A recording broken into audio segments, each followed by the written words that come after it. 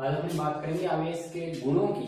ठीक है, तो अगर अपने बात करें आवेश के गुण, तो आवेश के गुण में 4 गुण की बात करते हैं अपन। सबसे पहला गुण होता है उसका निश्चलता का गुण, दूसरा गुण होता है उसका योज्यता का गुण,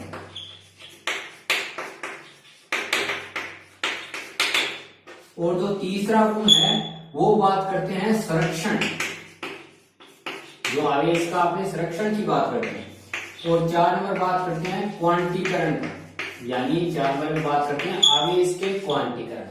ठीक है, तो अपने को आज आवेशों के गुणों के अंदर अपने को 4 गुण पढ़ने हैं।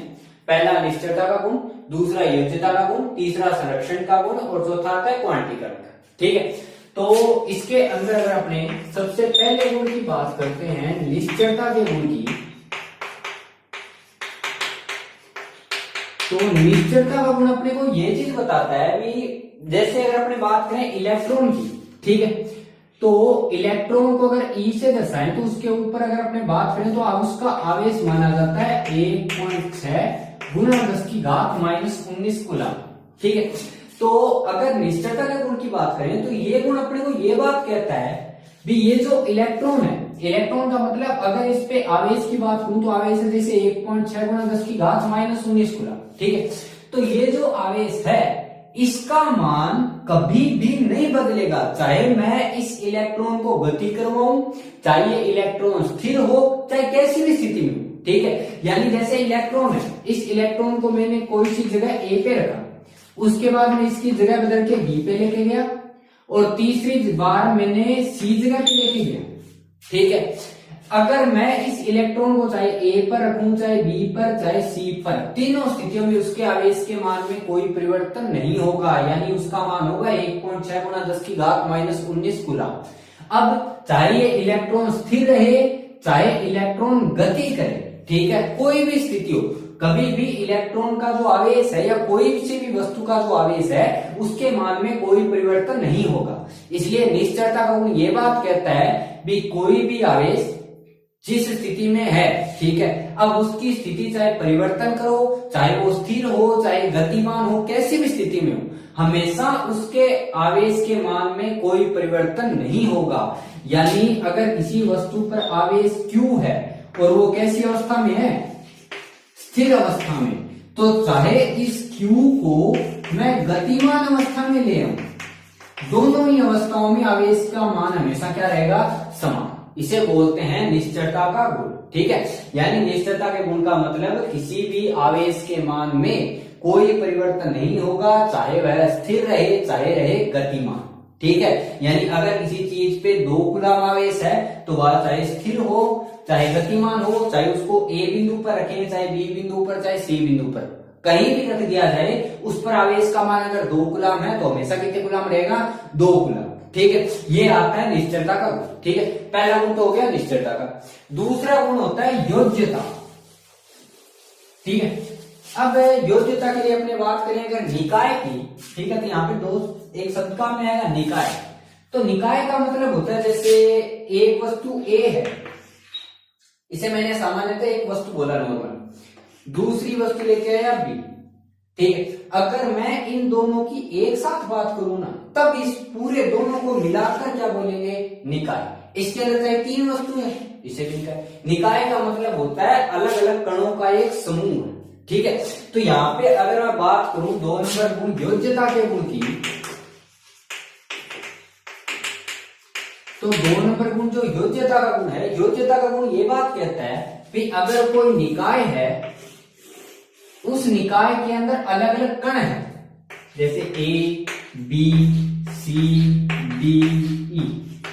ठीक है, उन सब पे आवेश अलग अलग है, जैसे ये Q1 है, ये Q2 है, ये Q3 है, ये Q4 है, ये Q5 है। ठीक है, तो योज्यता के गुण के अकॉर्डिंग अपने बात करते हैं कि अपने पास कोई निकाय है, उस निकाय के अंदर अलग अलग वस्तुएं हैं, जैसे ए, बी, सी, डी, ई। ठीक है, जिन पे आवेश की बात करूं Q1, Q2, Q3, Q4, Q5। ठीक है, तो योज्यता का गुण ये बात कहता है कि अगर किसी निकाय में भिन्न भिन्न वस्तुएं उपस्थित हो और उन सभी वस्तुओं पे अलग अलग आवेश हो, ठीक है, तो उस निकाय के संपूर्ण आवेश का मान, यानी उस निकाय पर कितना आवेश होगा, उस निकाय पर कुल आवेश का मान उस निकाय के अंदर स्थित अलग अलग वस्तुओं पर उपस्थित आवेशों के बीजगणितीय योग के बराबर होगा। ठीक है, यानी अगर निकाय में ये 5 है जिन पे आवेश ये सारा है, तो अगर मैं पूरे निकाय पर आवेश की बात करूं तो इसका मान होगा Q1 प्लस Q2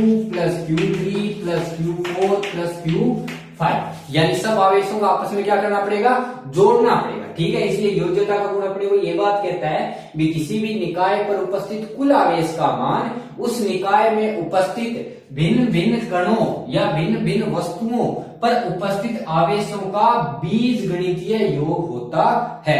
अब यहाँ पे शब्द काम में लिया गया बीजगणितीय योग। बीजगणितीय योग का मतलब क्या होता है, अपने दो टाइप की राशियों की बात करते हैं, एक बात करते हैं सदिश राशियां और एक बात करते हैं अदिश राशियां। तो अगर कहीं पे अदिश राशियों को जोड़ा जाए, ठीक है, अदिश राशियों को जोड़ा जाए तो उनके लिए जो योग काम में लिया जाता है वो सामान्य मैथमेटिक्स नॉर्मल गणित की तरह अगर अपने काम में लें तो उस योग को बोलते हैं बीजगणित। जैसे 2 + 3 5 हो गया, ठीक है, उसको बोल दिया आपने बीजगणितीय योग। लेकिन अगर कहीं पे दो सदिश राशियों को जोड़ा जाए तब उनके लिए काम में लिया जाता है सदिश योग।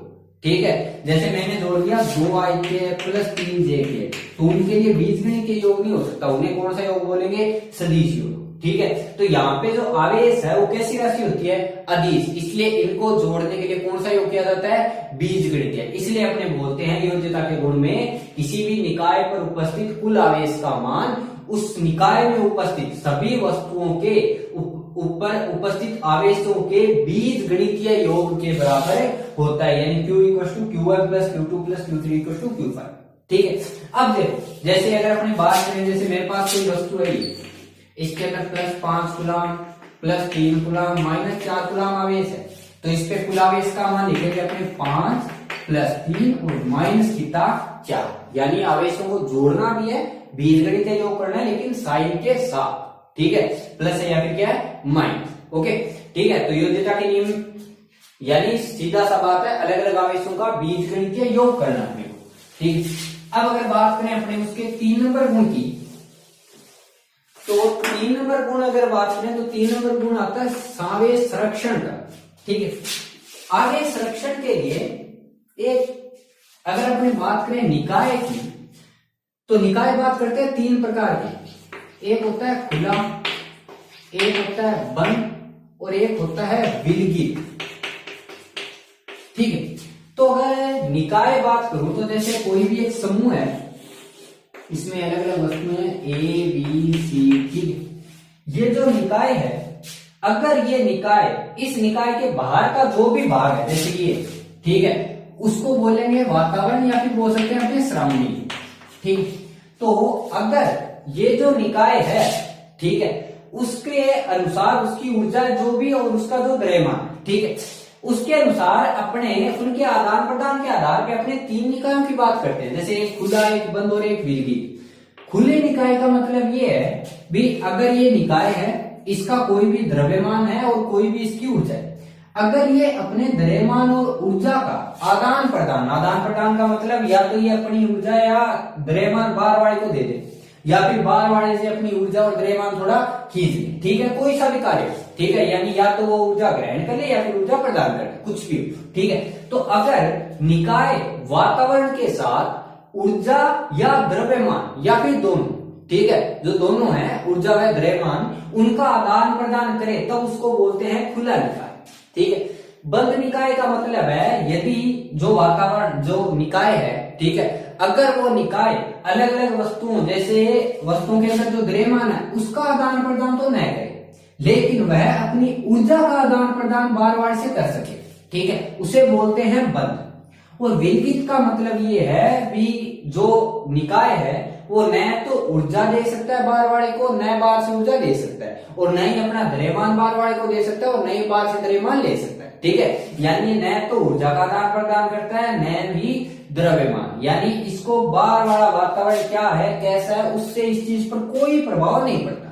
ठीक है, इसलिए अगर अपने आवेश के संरक्षण की बात करें तो आवेश के संरक्षण को बात करते हैं अपने हमेशा विलगित निकाय के लिए, सामान्य निकाय के लिए बात नहीं करेंगे। आवेश संरक्षण हमेशा होगा किसके लिए, विलगित निकाय, ठीक है। यानी ऐसा निकाय जिस पर आसपास में कोई भी वस्तु रखी गई है उस वस्तु का कोई प्रभाव नहीं पड़ रहा। यानी अगर ए एक विलगित निकाय है तो इसके पास चाहे बी रखे, चाहे सी रखे, चाहे बी कुछ भी चीज रखे, उन सब के कारण ए पर कोई प्रभाव नहीं पड़ेगा, ठीक है। वो हो गया विलगित निकाय।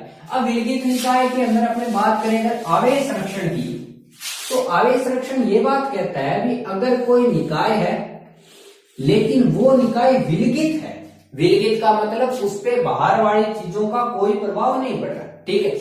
अगर वो निकाय विलगित है तो उस पे मान लो तीन वस्तुएं ए बी सी है, इस पे आवेश Q1 है, इस पे आवेश Q2 है, इस पे आवेश Q3, ठीक है। तो जैसे ही मैंने इस निकाय के अंदर ये तीनों वस्तुएं एक साथ रखी और ये निकाय अगर विलगित है, ये तीनों वस्तुएं अगर आपस में जुड़ के कोई सी भी एक नई वस्तु बना ली होगी, जैसे मान लो क्या बना ली डी, तो आवेश संरक्षण का मतलब ये है कि यदि कोई निकाय विलगित है और उस पर कुल आवेश का मान Q है तो उस विलगित निकाय पर आवेश के मान में कोई परिवर्तन नहीं होगा, चाहे उसमें कोई भी निकाय के अंदर आंतरिक कोई सी भी क्रिया, ठीक है। यानी निकाय पर आवेश का मान सदैव क्या रहेगा, नियत रहेगा। लेकिन कब, अगर वो निकाय विलगित हो। जैसे ये निकाय है उस पे ए बी सी तीन वस्तुएं थी, आवेश Q1 Q2 Q3 था, तो अगर प्रारंभिक स्थिति में इसका आवेश देखूं तो क्या है Q1 प्लस Q2 प्लस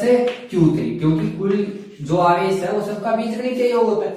लेकिन अगर इन तीनों ने आपस में जुड़ के कोई नई चीज बना ली D और ये पूरे का पूरा निकाय विलगित है तो D पर भी कुल आवेश का मान क्या होगा, Q1 plus Q2 plus Q3, ठीक है। यानी आवेश संरक्षण ये बात कहता है कि अगर कोई विलगित निकाय है तो उसका आवेश सदैव क्या रहता है, नियत है, लेकिन कुल आवेश, ठीक है। यानी अगर निकाय है विलगित है जिसमें ए बी सी तीन वस्तुएं हैं तो उनका कुल जो आवेश है वो मान हमेशा क्या रहेगा, नियत, चाहे इनके अंदर कोई भी क्रिया हो।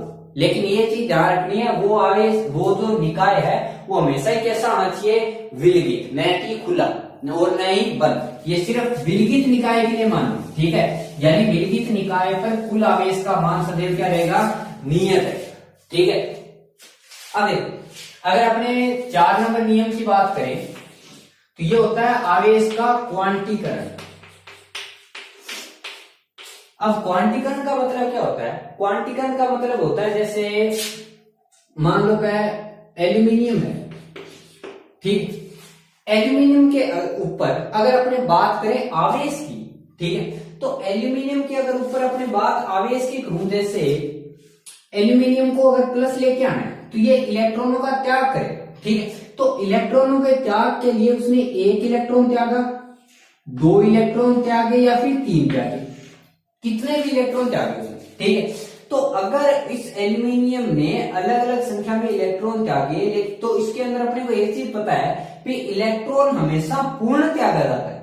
यानी अगर कोई परमाणु है वो इलेक्ट्रॉन त्याग रहा है तो या तो वो 1 इलेक्ट्रॉन त्यागेगा या 2 या 3 या 4 या 5 या हो सकता है 4-5 ग्रहण करे, वो कभी भी न तो 1.5 इलेक्ट्रॉन त्यागता है, न ही 1.7 इलेक्ट्रॉन, न ही कोई ग्रहण करता है ऐसे इलेक्ट्रॉन। यानी सीधी सी बात है, कोई भी परमाणु जिसपे आवेश आ रहा है, चाहे वह इलेक्ट्रॉन ग्रहण करे चाहे त्यागे, उनका आदान प्रदान हमेशा ही एक पूर्ण संख्या के रूप में होगा, ठीक है। यानी या तो 1 इलेक्ट्रॉन त्यागे या ग्रहण करे, या 2 इलेक्ट्रॉन त्यागे या ग्रहण करे, या 3 इलेक्ट्रॉन त्यागे या ग्रहण करे, वो कभी भी ऐसी संख्या भिन्नात्मक संख्या, ठीक है, यानी जो पूर्ण संख्या नहीं है, जैसे 1.5, 1.7, 2.3, इन संख्याओं के रूप में कभी भी बदलाव नहीं करे, ठीक है। यानी अगर परिवर्तन होना ही है तो पूर्ण संख्या के रूप में हो, ठीक है। तो अगर ये किसी भी वस्तु पर अगर आवेश की बात करूं तो वो इलेक्ट्रॉनों का आदान प्रदान करेगा, 1, 2, 3, 4 कितने भी थे, ठीक है। तो ये चीज तो अपने को पता है भी अगर उसको आवेश लेके आना या ग्रहण करना है तो उसको इलेक्ट्रॉनों का आदान प्रदान करना है, तो कम से कम कितना इलेक्ट्रॉन, 1, उससे अधिक 2, उससे अधिक 3। लेकिन ये जो भी आदान प्रदान होगा वो हमेशा एक पूर्ण इलेक्ट्रॉन के रूप में हो, वो कभी भी आधे अधूरे इलेक्ट्रॉन के रूप में नहीं हो। ठीक है, एक चीज तो ये ध्यान रखनी। दूसरी अगर बात करूं, कोई भी परमाणु है, जैसे मान लो ऑक्सीजन है, इस पे मैंने लिखा 2-, तो ऑक्सीजन के ऊपर अगर 2- लिखा तो ये जो 2- है वो इसके आवेश नहीं, ये 2- इस चीज को दर्शा रहा है भी ऑक्सीजन परमाणु ने ये जो आगे 2 लिख रखा है ये तो इस चीज को दर्शाता है भी उसने कितने इलेक्ट्रॉनों का आदान प्रदान किया है। यानी O के ऊपर अगर 2 है तो इसका मतलब ये उसने 2 इलेक्ट्रॉनों का आदान प्रदान किया। आगे जो निशान माइनस का है वो इस चीज को दर्शाता है भी इसने इलेक्ट्रॉन ग्रहण किए, क्योंकि माइनस तब आता है जब इलेक्ट्रॉन ग्रहण करे और प्लस तब आता है जब वो इलेक्ट्रॉन त्यागे। ठीक है, यानी अगर मैं क्वांटीकरण की बात करूं तो क्वांटीकरण के अंदर जो ऑक्सीजन है उसके ऊपर अगर मैंने 2- लिखा तो ये 2- इस चीज को दर्शा रहा है भी उस परमाणु ने 2 इलेक्ट्रॉन ग्रहण किए। ठीक है, यानी ये कभी भी उस पे उपस्थित आवेश के मान को नहीं बताता। इसलिए अपने एक चीज तो क्लियर है कि अगर किसी वस्तु पर कोई आवेश आना है तो वो हमेशा ही इलेक्ट्रॉन पर उपस्थित आवेश के रूप में आना। क्यों? क्योंकि अगर किसी वस्तु पर आवेश आना तो वो हमेशा इलेक्ट्रॉनों के आदान प्रदान के कारण ही उत्पन्न होगा। और इलेक्ट्रॉन पर आवेश कितना मानते हैं अपने 1.6 × 10⁻⁻19 कूलम। ठीक है, यानी अगर मेरे को आवेश की बात करनी है तो या तो कम से कम इतना आवेश तो होगा, यानी 1 इलेक्ट्रॉन 2 इलेक्ट्रॉन 3 कितने भी। ठीक है, तो अगर मैं आवेश की बात करूं तो किसी भी वस्तु पर जो आवेश है इतना क्लियर है कि किसके कारण आना है, इलेक्ट्रॉन के कारण, यानी कम से कम मान 1.6 × 10⁻⁻19 कूलम। अब किसी भी परमाणु पर जो भी आवेश है वो आता है उनके अंदर इलेक्ट्रॉनों की संख्या में कितना परिवर्तन हो रहा है। तो यहाँ पे जैसे परिवर्तन के लिए मैंने आगे लिखाया n, जो आवेश है अगर 1 इलेक्ट्रॉन पे E है, ठीक है, जैसे मान लो 5 रुपए में अगर 1 पेन आता है तो 10 रुपए में कितने आएंगे। ठीक है, इस तरीके से अपने संख्या से गुणा ही तो करते हैं। यानी अगर मैं यह कहूं भी 1 इलेक्ट्रॉन पे आवेश E है तो अगर उसने 10 इलेक्ट्रॉनों का आदान प्रदान किया तो आवेश कितने E हो गया, 10 E। इसलिए मैंने यहाँ पे लिखा भी अगर आवेश देखूं तो या तो 1 इलेक्ट्रॉन या फिर अगर उससे ज्यादा है तो कितना n × E। यहाँ पे जो n है वो ये बता रहा है भी जो इलेक्ट्रॉन है उनकी क्या है, संख्या। ये वो इलेक्ट्रॉन संख्या बता रहा है जो परमाणु द्वारा आदान प्रदान किए गए। ये उन इलेक्ट्रॉनों की संख्या नहीं बताता जो उसने ग्रहण कर रखे। ठीक है, या जो उनकी नहीं बताता जो उसके अंदर उपस्थित है कुल। ठीक है, ये उन चीजों को बताता है कि उसने कितने आदान प्रदान किए। यानी यहाँ पे इलेक्ट्रॉन संख्या और n का मान या तो वो 1 इलेक्ट्रॉन ग्रहण करेगा या त्यागेगा, या 2 या 3 या 4। यानी जो इलेक्ट्रॉनों की संख्या वो हमेशा एक पूर्ण संख्या होगी, कभी भी आंशिक नहीं होना, यानी 1.5 7.3 वो नहीं होना, हमेशा एक है पूर्ण संख्या। इसलिए आवेश का क्वांटीकरण अपने को ये बात कहता है भी किसी भी वस्तु पर आवेश, कुल आवेश का मान किसी भी इलेक्ट्रॉन पर उपस्थित आवेश का कितना गुणज होता है, n गुणज होता है। और n क्या है, एक पूर्ण संख्या। इसलिए आवेश के क्वांटीकरण का कथन लिखा जाता है किसी भी वस्तु पर उपस्थित कुल आवेश का मान किसी भी इलेक्ट्रॉन पर उपस्थित आवेश का सदैव पूर्ण गुणज होता है। यानी कोई भी इलेक्ट्रॉन पर जो आवेश है 1.6 × 10⁻⁻19 कूलम हमेशा एक उसका पूर्ण गुणज होगा। पूर्ण गुणज होने का मतलब या तो उसका 1 गुना या 2 गुना 3 गुना 4 गुना कितना है, वो कभी भी 1.5 गुना नहीं आएगा, 3.7 ऐसे नहीं आएगा। ठीक है, इसलिए आवेश का क्वांटीकरण लिखते हैं किसी भी वस्तु पर उपस्थित कुल आवेश का मान इलेक्ट्रॉन पर उपस्थित आवेश का सदैव पूर्ण गुणज होता है।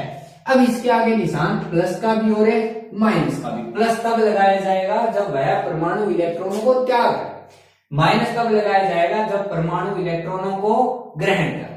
ठीक है, ये अलग अलग चीज यहां तक। ठीक है, तो यहाँ पे Q = लिख सकते हैं प्लस माइनस n। तो यहां तक आता है कथन इसका। अब अगर अपनी बात करें आवेश के क्वांटीकरण में तो यहाँ पे 2 चीजें, अगर किसी वस्तु पे आवेश आ रहा है तो आवेश के आधार पे उसमें अलग अलग चीजें।